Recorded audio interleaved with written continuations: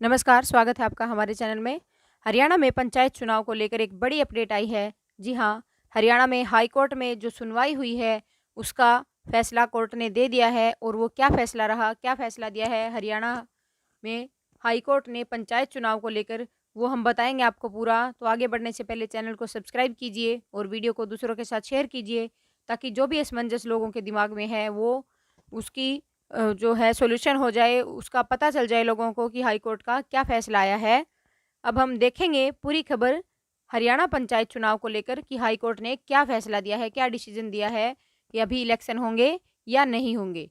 जो सुनवाई होनी थी हाई कोर्ट में वो पूरी हो चुकी है और उसका फैसला आ गया है और उसमें अभी भी लोगों के हाथ निराशा हाथ लगी है, क्योंकि हाई कोर्ट ने फिर से एक और नई डेट दे दी है पंचायत चुनाव को लेकर। अभी पंचायत चुनाव नहीं होंगे और क्या डेट दी है हम आपको बताएंगे।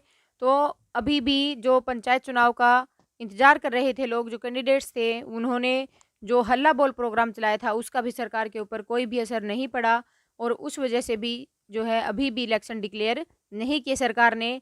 और सरकार ने, हाई कोर्ट ने अब आगे की डेट दे दी है पंचायत चुनाव को लेकर। हरियाणा में पंचायती चुनाव मामले में हाई कोर्ट में चल रही सुनवाई पर आगे की तारीख दे दी गई है और अगली सुनवाई होगी 22 जनवरी को। जी हाँ, लगभग पूरा 1.5 महीना पड़ा है, 22 जनवरी को सुनवाई होनी है। और ऐसे में इस साल भी पंचायत चुनाव न होने के आसार बन गए हैं। यदि सरकार चुनाव करवाती भी है तो उसे पुराने नियमों से ही इलेक्शन करवाने पड़ेंगे। अब बाकी इलेक्शन हो गए और सरकार ये इलेक्शन नहीं करवा रही, पंचायत चुनाव नहीं करवा रही। एलनाबाद का इलेक्शन हो सकता है तो पंचायत चुनाव क्यों नहीं हो सकते? इसलिए जो कैंडिडेट्स हैं, उम्मीदवार हैं, उनमें बहुत ज़्यादा रोष है और उन्होंने एक हल्ला बोल प्रोग्राम भी चलाया था और उसके तहत वो दुष्यंत चौटाला से मिले भी थे और उन्हें आश्वासन भी मिला था कि इलेक्शन जल्द हो जाएंगे। पर फिर भी सरकार ने कोई भी इलेक्शन डिक्लेरेशन की कोई भी बात नहीं की है और हाई कोर्ट ने भी फिर से आगे की डेट दे दी है 22 जनवरी 2022।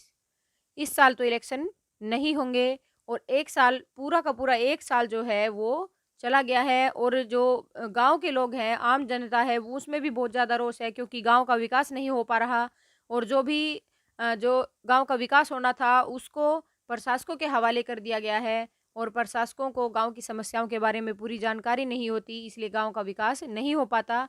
और प्रदेश में पंचायत चुनाव के आरक्षण के प्रावधान के खिलाफ Punjab and Haryana high court में भी केस दायर हुआ था।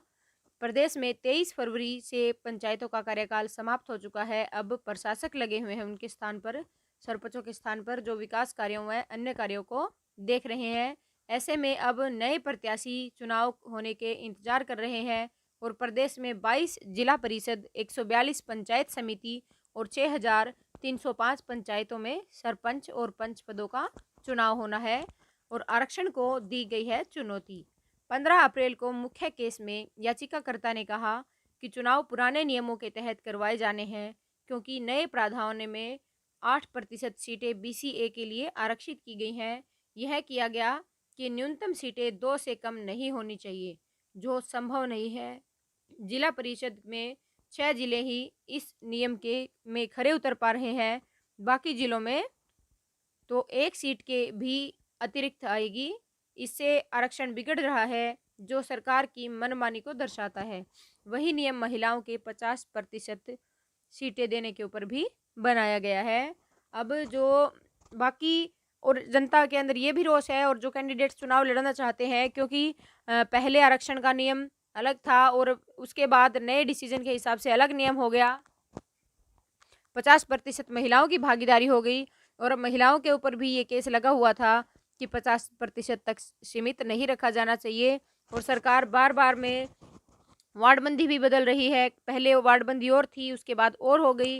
तो कैंडिडेट्स जो भी इलेक्शन की तैयारी कर रहे थे, वो भी, उनका भी अब पता नहीं कि वो भी इलेक्शन लड़ पाएंगे या नहीं लड़ पाएंगे, क्योंकि वो नए नियमों के हिसाब से तैयारी कर रहे थे और अब फिर से लग रहा है कि सरकार नए नियमों से इलेक्शन नहीं करवा पाएगी, पुराने नियमों से ही करवाएगी। तो इस वजह से जो कैंडिडेट्स अभी तैयारी कर रहे थे उनका बहुत ज़्यादा खर्चा भी लग चुका है और शायद वो इलेक्शन लड़ भी ना पाए।